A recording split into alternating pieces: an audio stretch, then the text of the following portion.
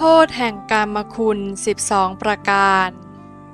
1. เป็นเหมือนดั่งไอ้ด่างคาบกระดูกคด 2. เป็นเหมือนดั่งชิ้นเนื้อเปื่อย 3. เป็นเหมือนดั่งป่าหญ้าแห้งใกล้ไฟ 4. ร้อนระอุลุกโชนดั่งถ่านเพลิง 5. ไม่เที่ยงแท้แน่นอนเปรียบดั่งความฝัน 6. เป็นเหมือนดั่งสิ่งของที่ยืมเขามา 7. เป็นเหมือนดั่งขุยไม้ไผ่ที่กลับทำลายต้นของตน 8. เป็นเหมือนนายพรานสับเนื้อ 9. เป็นเหมือนดั่งเหล็กแหลมที่เสียบทะลุหัวใจ 10. เป็นเหมือนดั่งการจับคองูเห่าทุกคืนวัน 11. คุณค่าจริงไม่มีไม่พบเจอ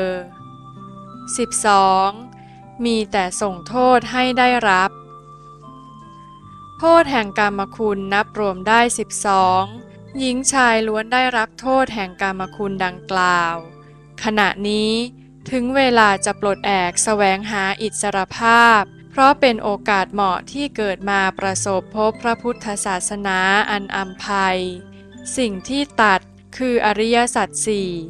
พระชินสีห์ตรัสมอบไว้ให้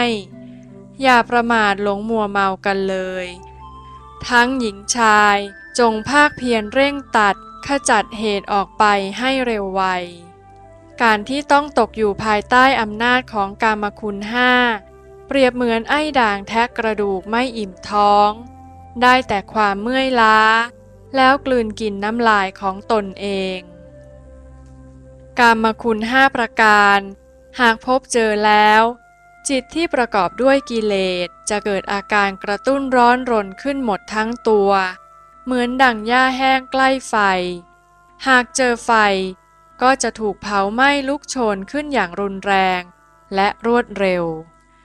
หากรับกามคุณ5ประการแล้วหากติดกามคุณจะร้อนรนอยู่ตลอดเวลาไม่มีว่างสงบเย็นได้เปรียบดั่งถ่านติดไฟการหลงอยู่กับกามคุณ5ประการนี้เปรียบเหมือนคนนอนฝันตื่นขึ้นมาแล้วก็ไม่มีอะไรหลงเหลืออยู่การหลงอยู่กับกามคุณ5ประการนี้ทั้งข้างในและข้างนอกเหมือนดังของที่ยืมเขามาถ้าวันนัดมาถึงแล้วแม้ไม่คืนเจ้าของก็มาเอาเองอวิชชาและตัณหาที่รับอารมณ์ทั้งภายในและภายนอกนี้ปรากฏอยู่ที่จิตหรือนามที่เป็นตัวสังขารขันธ์แล้วก่อความทุกข์ลำเค็ญให้แม้ตนเองก็โดนด้วยแต่ไม่รู้เหมือนดังขุยไผ่กลับทำลายต้นของตนอารมณ์แห่งกามคุณ5เหล่านี้เปรียบเหมือนดังชิ้นเนื้อตัณหาเปรียบเหมือนดังมีดเทวดาและมนุษย์เปรียบเหมือนดังเขียงสับเนื้อการผูกพันในกามคุณก็เปรียบเหมือนเหล็กแหลมเสียบที่หัวใจการที่จะถอนให้ออกได้นั้นมิใช่เป็นเรื่องง่ายเลยการหลงอยู่กับกามคุณก็เปรียบเหมือนการจับคองูเห่าจะปล่อยหรืองูก็รัดตนอยู่จะจับต่อไปหรือ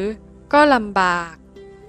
ประโยชน์แห่งความสงบเย็นที่ตนจะได้รับเสวยในชาติหน้าหรือชาติไหนนั้นไม่มีแต่โทษเท่านั้นที่มีให้หากทำผิดกฎหมายบ้านเมืองก็ถูกปรับโทษหากทำผิดกฎแห่งศีลธรรมก็ได้รับโทษในนรก